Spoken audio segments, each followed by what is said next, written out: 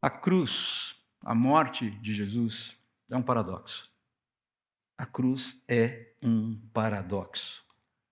Paulo mesmo vai afirmar em 1 Coríntios, capítulo 1, versículo 23, que a mensagem da cruz para os judeus, pensando nessa questão do paradoxo, para os judeus a cruz era um escândalo. Como é que a gente pode associar o poder de Deus a um Messias sofredor e crucificado? Isso é blasfêmia, isso é heresia. Por isso era um escândalo. Paulo também vai falar que para os não-judeus, os gentios, a cruz era loucura, mas como um Deus morto pode sair vitorioso, pode ser vitorioso? Como morrendo ele pode ter vencido a morte? É um contrassenso isso é suicídio intelectual. E muita gente continua pensando assim até hoje. Mas a Bíblia afirma que a cruz é um triunfo. É um caso de sucesso extremo. É um baita case de sucesso. A cruz é um sucesso. Um sucesso retumbante de Deus. Um triunfo inescapável de Deus. Próximo ponto do slide, por favor. Olha só o que Paulo fala em Colossenses 2, 13 a 16.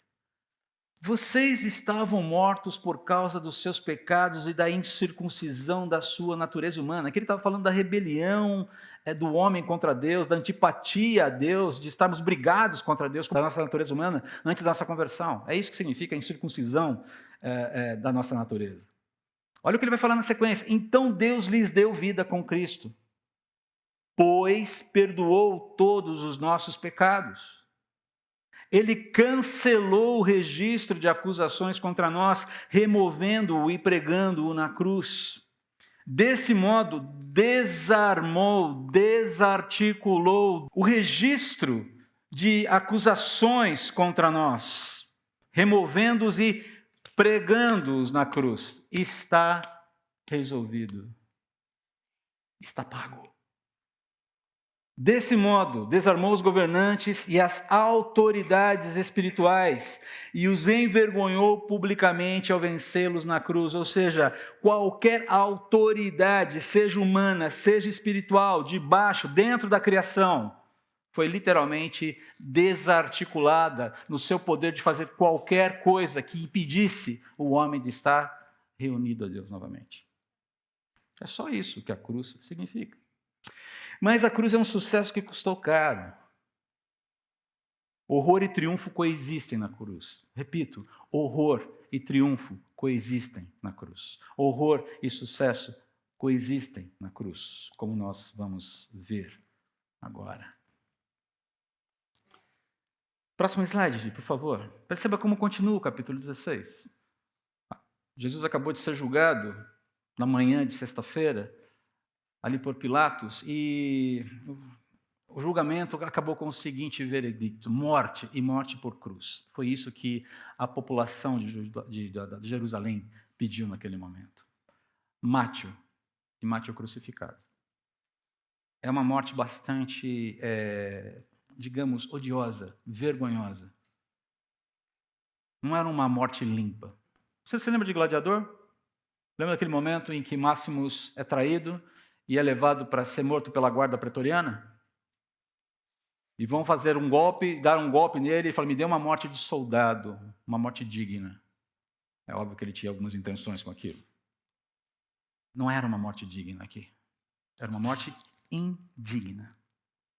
Ela tinha toda uma roupagem de indignidade muito forte. Quando eu pedi crucifíquio, não significa simplesmente a finalização da vida, mas a forma vergonhosa como nós vamos finalizar essa vida. Nós queremos que ele sofra fisicamente, emocionalmente. Nós queremos que ele sofra de todas as formas possíveis e imagináveis. Essa era a decisão ali do povo.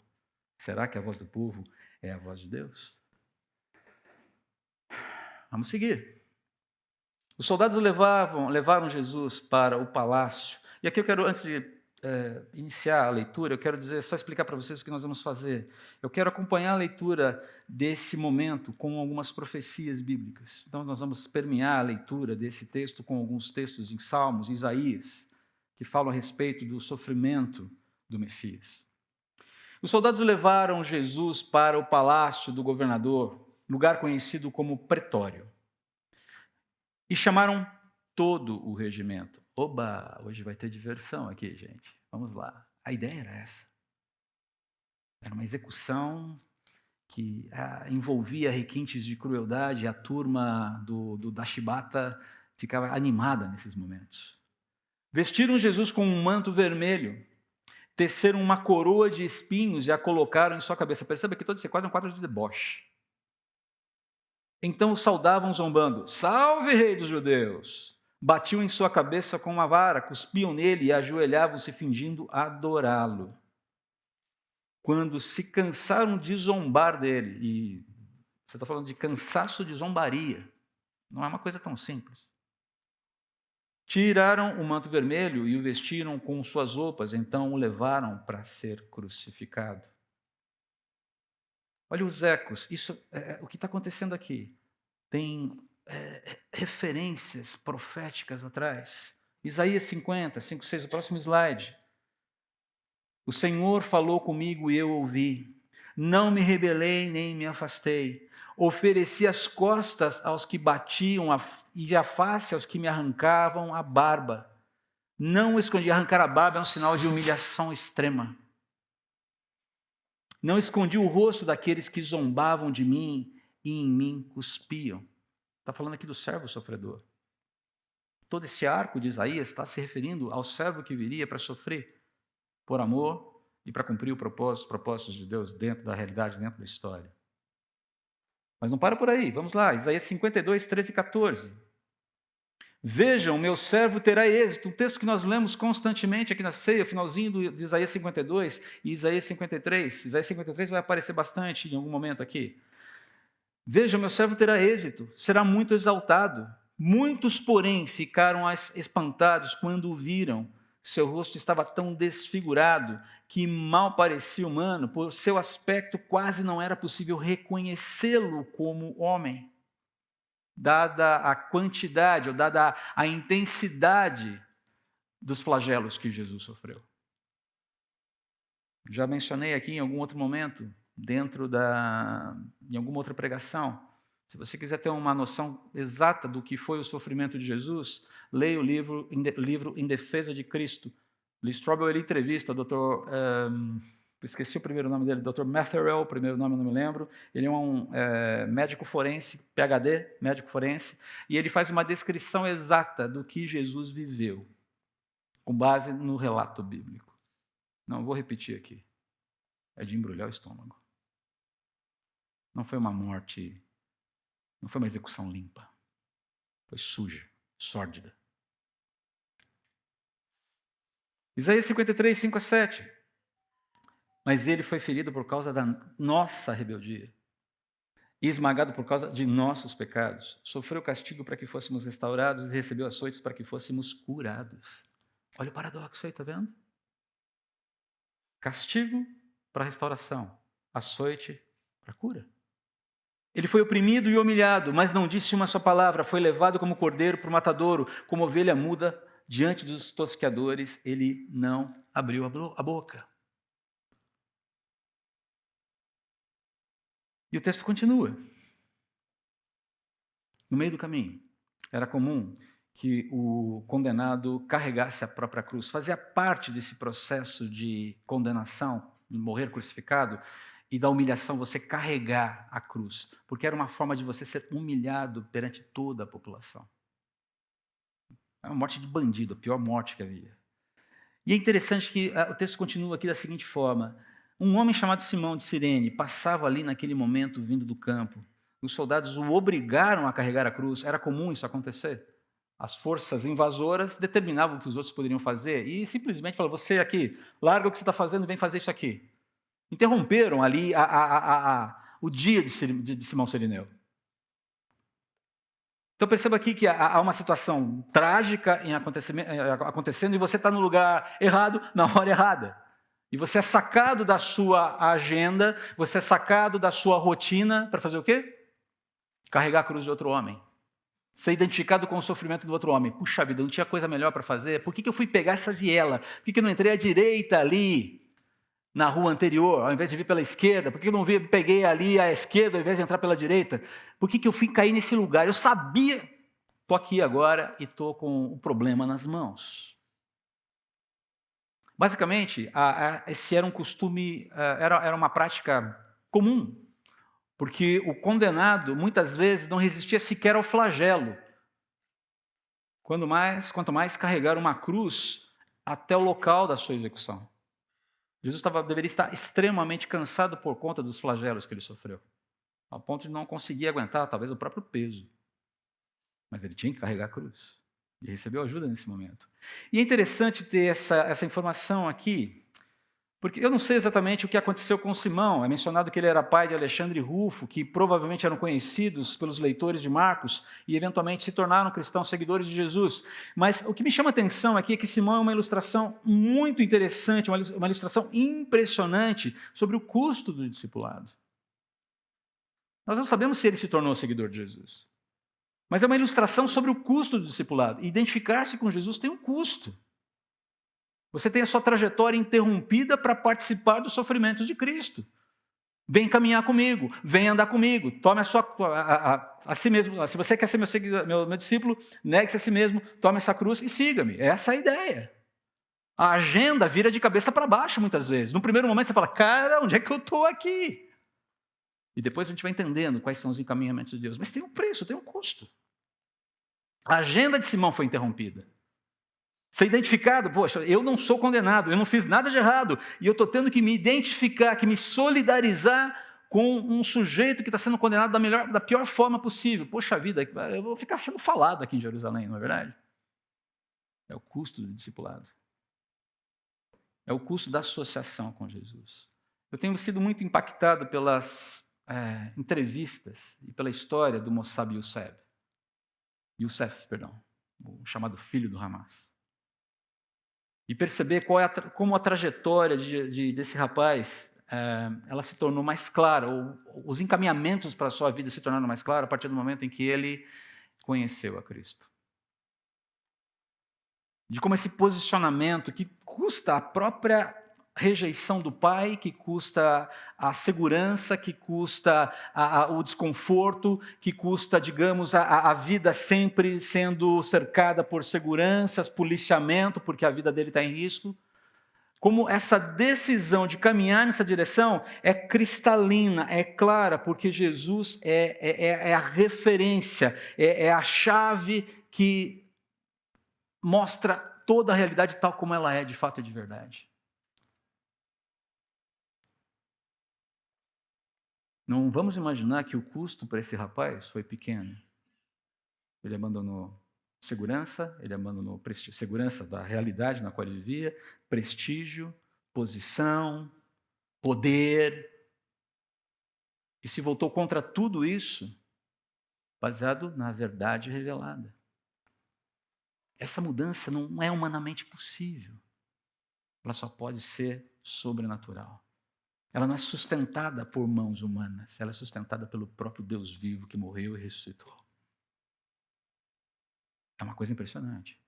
Então, para pensar, quando as dificuldades, quando você se sentir desconfortável diante da vida, diante a minha identificação com Jesus, o meu posicionamento como cristão, está me custando algum desconforto na vida. Lembre-se de Simão Sirineu, lembre-se de Paulo, lembre-se de tantos outros, lembre-se de Mossab Youssef. Porque pode custar sim alguma coisa. Não quer dizer que vai, mas pode. E aí que o texto continua. Versículo 23. Ofereceram-lhe vinho misturado com mirra, mas ele recusou. Então os soldados o pregaram na cruz. Depois dividiram as roupas dele e tiraram sortes para decidir quem ficava com cada peça. Aí você vai lá para o Salmo 22, 16 e 18, o próximo slide, você vai perceber uma referência muito clara a esse momento. Meus inimigos me rodeiam como cães, um bando de perversos me cerca, perfuraram minhas mãos e meus pés, posso contar todos os meus ossos. A ideia de que eu estou sentindo cada parte do meu corpo, e não estou sentindo de uma forma legal. Meus inimigos me encaram e desdenham de mim, repartem minhas roupas entre si e lançam sortes por minha veste. Salmo de Davi. Ele falava de forma figurativa ali do sofrimento que ele estava vivendo. Mas perceba a descrição exata, aquilo que se chama de um texto messiânico, que se aplica decididamente, claramente, ao sofrimento, à vida e as experimentações do Messias. E o texto continua. Eram 9 horas da manhã quando crucificaram. Uma tabuleta anunciava a acusação feita contra ele, o rei dos judeus. Interessante essa acusação. 2 criminosos foram crucificados com ele, um à sua direita e o outro à sua esquerda. Assim, cumpriram-se as Escrituras. Próximo slide, Gi, por favor.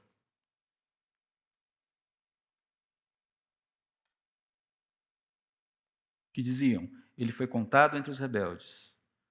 O povo que passava por ali gritava insultos e sacudia a cabeça. Pode voltar um texto. Isso, esse aqui. Ele foi contado entre os rebeldes. O povo que passava por ali gritava insultos e sacudia a cabeça em zombaria. Olhe só, gritava. Você disse que destruiria o templo e o reconstruiria em 3 dias. Pois bem, salve a si mesmo e desça da cruz.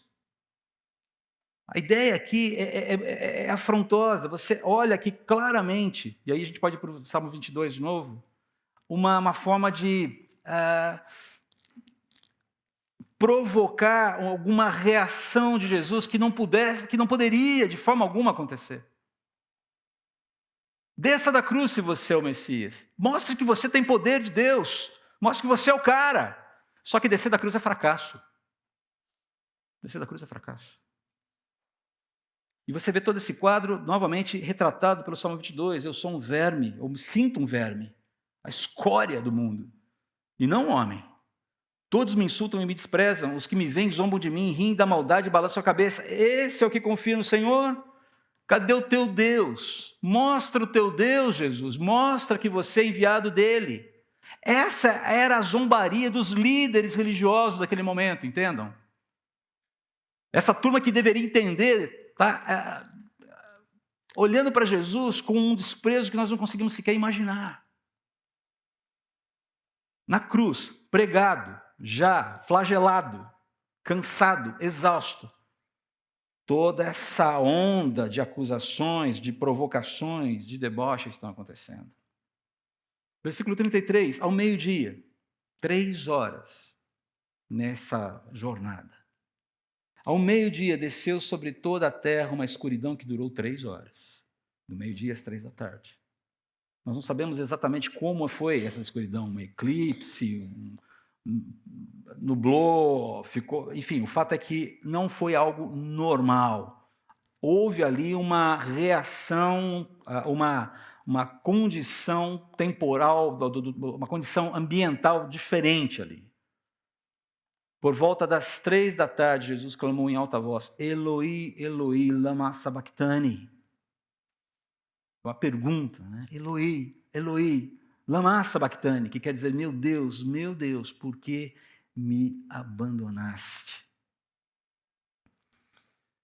Alguns dos que estavam ali ouvindo isso disseram: ele está clamando por Elias, chamando por Elias. Um deles correu, ensopou uma esponja em vinagre, ergueu um caniço para que ele bebesse. Esperem, vamos ver se Elias vem tirá-lo daí. Basicamente o que você vê aqui nesse momento em que Jesus clama por Deus, que Jesus se diz desamparado por Deus, é o momento em que Deus despeja toda a sua santa e justa ira pelo nosso pecado sobre Jesus. É o momento em que ele sente a condenação se consumando no seu ápice. E de alguma forma o filho se vê com o pai virando as costas para ele. O pai continua sendo pai, o filho continua sendo filho, entendam bem. Deus não esgarçou aqui, a trindade não rompeu aqui.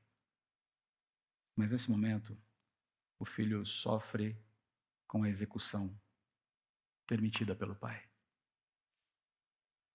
Toda a ira, santa e justa ira de Deus contra o pecado, todo esse desejo de reparação é lançado sobre Jesus. É isso que significa essa sensação de desamparo. Fiquei sozinho. Estou sozinho. Então Jesus clamou em alta voz e deu seu último suspiro. A cortina do santuário do templo se rasgou em duas partes, de cima até embaixo. Quando o oficial romano, que estava diante dele, viu como ele havia morrido, exclamou: este homem era verdadeiramente o Filho de Deus. Algumas mulheres de longe, entre elas estavam algumas mulheres observavam de longe. Entre elas estavam Maria Madalena, Maria, mãe de Tiago, o mais jovem, e de José e Salomé. Eram seguidores de Jesus e o haviam servido na Galiléia. Também estavam ali muitas mulheres que foram com ele a Jerusalém. O que me chama a atenção nesse momento aqui é a atitude deste oficial romano. Este homem era verdadeiramente o Filho de Deus. O reconhecimento de quem Jesus é vem de quem menos se espera. Não vem de um líder religioso, não vem de alguém que esperava o Messias, não vem necessariamente de um seguidor de Jesus ali espalhado, vem de um oficial romano, de um soldado, de alguém encarregado da execução de Jesus. Esse reconhecimento é impressionante, porque não há como a gente evitar a comparação dessa disposição de reconhecimento imediato diante dos fatos com a cegueira espiritual estabelecida, instalada em Israel. Mas, sobretudo, não dá para evitar comparar com a postura absolutamente reprovável dos líderes religiosos de Jerusalém, que amalgamaram aquela situação. A clareza de mente desse oficial, nesse momento, com todo respeito, queridos, abre aspas, um tapa na cara, fecha aspas, de gente presunçosa, pretensiosa, que se vê pronta e preparada para falar em nome de Deus sem discernir o óbvio sobre Deus e sobre si mesmo. É uma coisa impressionante o que está acontecendo aqui. É impressionante. Esse relato precisa nos impactar. Não dá para você olhar para isso Jesus foi crucificado. Não. O que está acontecendo aqui é de uma náusea profunda. Mas o texto continua. Tudo isso aconteceu na sexta-feira, o dia da preparação. Então percebam, eles estão se preparando para o Shabá. Às 6 horas tem que estar todo mundo arrumadinho em casa, se preparando para fazer o quê? Celebrar o quê? O descanso, o dia do descanso. Tem 3 horas para o Shabá aqui. E a questão é que deixar um corpo, um cadáver exposto, significava que esse corpo só poderia ser tratado, poderia ser retirado da cruz no domingo. Há uma agitação muito grande aqui. Ao entardecer, José de Arimateia foi corajosamente a Pilatos. Aí você começa a perceber as pessoas identificadas com Jesus se apresentando. E pediu o corpo de Jesus. Lembre-se que José era um membro respeitado do Sinédrio. Ele era um dos juízes que deveria estar presente naquele julgamento esquisito de Jesus e não estava. Surpreso com o fato de Jesus já estar morto, Pilatos chamou o oficial romano e perguntou se fazia muito tempo que ele havia morrido. O oficial confirmou que Jesus estava morto. E Pilatos disse a José que podia levar o corpo. José comprou um lençol de linho, desceu o corpo de Jesus na cruz, envolveu no lençol e colocou num túmulo escavado na rocha. Então rolou uma grande pedra na entrada do túmulo. Maria Madalena e Maria, mãe de José, viram onde o corpo de Jesus tinha sido sepultado. E aqui você tem uma menção aqui, ele não havia cometido nenhuma injustiça e jamais havia enganado alguém. Ainda assim, foi sepultado como criminoso, colocado no túmulo de um homem rico. Eu passei bastante rapidamente sobre esse texto, procurando trazer alguns textos correlatos de Isaías e Salmos, falando desse sofrimento de Jesus, para a gente entender que esse sempre foi o projeto de Deus. A cruz é um paradoxo. Ela escancara a culpa do ser humano. Ela inocenta da culpa. Ela pune o pecado. Ela perdoa o pecado. Ela condena pecadores obstinados, pecadores impenitentes. Ela justifica pecadores arrependidos. Gosto muito de uma colocação feita pelo Dr. Vadislau, Martins Gomes, reverendo Ladislau Martins Gomes, no livro Sal da Terra, na Terra dos Brasis, onde ele fala assim: não se engane o mundo de que não haja Cristo morrido por causa da injustiça e que não haja nele morrido toda a injustiça, todo o erro, seja dos opressores, seja dos oprimidos, seja do bom, seja do mal. Todo homem morre em Cristo, uns para a salvação, outros para a condenação eterna. A ideia de que não existe neutralidade em relação à cruz. A cruz declara a falência da religiosidade baseada nos méritos próprios, que é, na verdade, a cruz, na verdade, é uma anti-religião, se você parar para pensar. Porque ela diz, do teu jeito não funciona. Tem que ser do jeito de Deus. A cruz, na verdade, é uma declaração de falência nossa. E, ao mesmo tempo, ela nos habilita a uma vida que nós não temos condições de viver sozinhos. Ela anuncia a verdadeira religião baseada nos méritos do Senhor Jesus. Religião vem de religare. A ideia de estarmos religados à divindade, e nós não podemos estar religados à divindade pelos nossos próprios méritos. Jesus se ofereceu no meu lugar. Perceba que é diferente. Não é aqui o ofensor que oferta o sacrifício para apaziguar Deus. É o próprio ofendido que se oferta no lugar do ofensor, como sacrifício vivo, como sacrifício para apaziguar, para resolver o problema. Substituição, fomos perfeitamente substituídos. Mas não só isso, nós fomos indiscutivelmente resgatados. Significa que fomos libertados mediante um pagamento e uma libertação definitiva. Éramos reféns do pecado, éramos escravos do pecado, fomos libertados definitivamente. Significa que nós somos completamente favorecidos por Deus, porque Jesus atraiu a santa e justa ira de Deus contra o mal, contra o pecado para si. E essa justa e santa ira foi aplicada nele, e não em mim, e não em você. E essa justa ira de Deus foi completamente satisfeita também.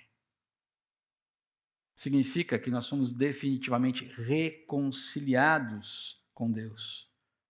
A morte de Jesus restaurou a paz entre nós, e ela pode ser oferecida a todo o ser humano, ela é ofertada ao ser humano. O teísmo cristão é a única cosmovisão onde é Deus quem se reconcilia com o homem. Você não tem nenhuma cosmovisão religiosa alternativa funcionando ou pregando esse tipo de coisa. As demais religiões, elas pregam uma reconciliação promovida sempre pelo adorador, mas nunca pelo adorado.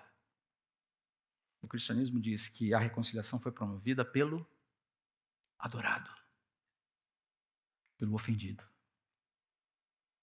E por fim, nós somos graciosamente justificados. E aqui é uma coisa muito interessante, porque diz que nós somos declarados justos, declarados inocentes, como se a justiça nos fosse inata. Como se eu fosse justo, como se eu tivesse nascido justo. É isso que significa ser declarado justo. A justiça de Jesus sendo atribuída a nós significa que nós somos entendidos como justos, sem nenhum pecado. Apesar de todo o horror que foi a cruz, o horror pontual da cruz não pode ser comparado ao sucesso das suas conquistas eternas. Não pode. Sem isso, sem cruz, sem o horror, sem o sucesso e o triunfo, o que resta para a humanidade é destruição, é subversão. Eu acho interessante o que Chesterton diz sobre essa questão da oferta que Deus faz para a humanidade de uma maneira tão clara e única. E recorrentemente rejeitada e resistida. Se Deus desse 1 milhão de opções ao homem para chegar a Ele, o homem reclamaria de não haver 1 milhão de opções mais uma. A questão não é o caminho, mas os requerimentos estabelecidos por Deus para o caminho. Eu gosto de uma cena que antecede essa cena que nós vimos no vídeo, que é quando, logo depois do resgate de Edmundo das Mãos da Feiticeira Branca, que retrata muito bem, mas muito bem, o que está escrito no livro. Porque nós não sabemos qual é o diálogo de Aslan com Edmundo, mas nós sabemos tudo o que foi dito. Nenhuma palavra é registrada, mas nós sabemos o que foi dito. E aqui eu vou dar spoiler, não tem como dar, porque a mensagem requer isso. Quando os 4 irmãos Pevensie são coroados reis e rainhas de Nárnia, todos eles recebem um título. Pedro, Lúcia e Susana recebem os seus. Sabe qual é o título de Edmundo? Edmundo, o justo. Porque ele é declarado justo por Aslan. Assim como eu e você somos declarados justos por Cristo. Como se nunca tivéssemos pecado. Como se já tivéssemos nascido em santidade. E isso não é pouca coisa. Isso é obra da cruz. Eu quero terminar aqui fazendo um desafio. Eu não posso deixar passar esse desafio aqui. Se Jesus já ocupou o seu lugar na cruz, por que permanecer condenado? Por que permanecer condenado? Muitos de vocês já assumiram uma posição ao lado de Cristo, mas eu não sei se todos aqui já o fizeram. Que tal reconciliar-se com Deus agora, nesse momento, confessando Jesus como seu Senhor e Salvador, se você ainda não fez? Que tal? Que tal sair daqui redimido, se você ainda não fez? Horror? Certamente. Mas é o maior case do sucesso da história. E nada muda isso. Absolutamente nada. Baixe sua cabeça. Vamos orar.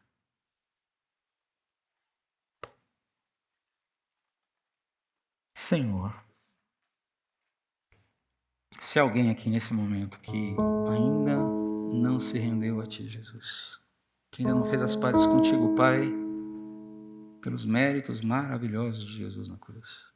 Ó Pai, ó Espírito Santo, atua agora, eu te suplico, convencendo, abrindo a mente, fazendo como o Senhor fez com aquele oficial romano, que disse verdadeiramente, este é o Filho de Deus. Permita que haja salvação nesse lugar hoje, ó Deus, por favor. Salvação é reconciliação contigo. É garantia de uma vida eterna com o Criador de todas as coisas. Eu te suplico que o Senhor faça esse movimento nesse momento. E que aqueles que desejam render a sua vida a Ti manifestem-se publicamente nesse momento. Por favor, permaneça com a sua cabeça abaixada. Eu não quero que você olhe para os lados. Mas eu quero saber aqui, há alguém que entendeu a mensagem do Evangelho hoje e deseja reconciliar-se com Deus, entendendo o que Jesus fez na cruz para você? Por favor, levante uma de suas mãos. Eu quero identificar você para poder conversar contigo ao final do culto.